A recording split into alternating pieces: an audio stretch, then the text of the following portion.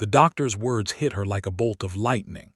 "You should prepare yourself," he said softly. "According to the test results, you have about 1 month left to live." For a moment the world stood still. Sarah stared at the doctor's face, hoping he would smile and say it was all a misunderstanding. But he didn't. 1 month, 30 days, that was all she supposedly had left. She walked out of the hospital in complete silence. The busy streets around her seemed strangely distant. People laughed, children played, cars rushed past. But for Sarah, everything felt frozen. How could life continue as if nothing had happened? That evening she sat alone in her apartment. The diagnosis echoed endlessly in her mind. Me? What did I do wrong? Is this really the end? Fear wrapped itself around her heart. She barely slept that night. The next few days became the darkest days of her life. Friends tried to encourage her. Doctors discussed treatments. But every conversation ended the same way. There isn't much we can do. Sarah realized that medicine had reached its limit. For the first time in years, she felt completely helpless. One rainy evening, she found herself cleaning an old drawer filled with childhood memories. Inside was a faded photograph of her grandmother. Sarah smiled through her tears. Her grandmother had been a woman of deep faith. Whenever life became difficult, she would always say, "When every door seems closed, don't forget that heaven's door is always open." Sarah suddenly remembered another sentence her grandmother often repeated.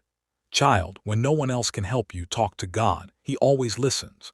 Sarah sighed. She hadn't prayed in years. To be honest, she wasn't even sure if anyone was listening. But that night, with trembling hands, she knelt beside her bed. The room was completely quiet. She didn't know the right words. She simply whispered, "God, I don't even know if you're there. I've tried everything. I'm scared. I don't want to die. If you can hear me, please help me. And if my time has really come, please give me peace." Tears rolled down her cheeks as she finished praying. She climbed into bed. Nothing dramatic happened. There was no bright light, no voice from heaven, just silence. Yet somehow, something was different. For the first time since hearing the diagnosis, her heart felt strangely calm. The fear that had consumed her for days was gone. She couldn't explain it. It was as if someone had gently lifted a heavy burden from her shoulders. She fell asleep peacefully.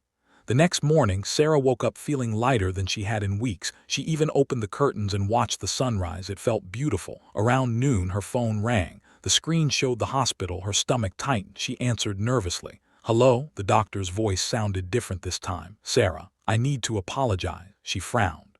"There has been a serious mistake." Her heart started racing. "Laboratory accidentally switched your test results with another patient's." Sarah couldn't breathe. "What? What are you saying?" "We repeated every analysis this morning. Your condition is real, but it is nowhere near terminal. In fact, it is very treatable. You'll only need medication and regular checkups." Sarah covered her mouth. Tears poured down her face, not tears of fear, but tears of overwhelming joy. "I'm going to live." "Yes," the doctor replied warmly. "You are." Sarah slowly sank into a chair. For several minutes she couldn't speak. Only one thought filled her mind, the prayer. She remembered kneeling beside her bed. She remembered asking God for help. She remembered the incredible peace that had come before the phone call ever arrived. In that moment, Sarah realized something she would never forget. The greatest miracle had not begun with the corrected diagnosis. It had begun the moment fear was replaced with peace. From that day forward, her life changed completely. She no longer took ordinary mornings for granted. She appreciated every sunrise, every conversation, every meal, every hug, and every single breath. Whenever someone asked why she smiled so much, she would simply answer, "I learned that hope can appear when everything seems hopeless." Years later, Sarah often shared her story with people who were facing impossible situations. She never claimed to understand every mystery of life. She knew that not every story ends the same way. But she also knew this: sometimes miracles come in ways we never expect. Sometimes they arrive through healing, sometimes through strength, sometimes through peace that cannot be explained. And sometimes they begin with one simple prayer spoken through tears. Moral of the story: never underestimate the power of hope, faith, and prayer. Even when every door seems closed and every answer says impossible, don't lose heart. God can work in ways we cannot see, and sometimes the greatest miracle begins long before our circumstances change. Hold on to faith, because one moment can transform an entire life.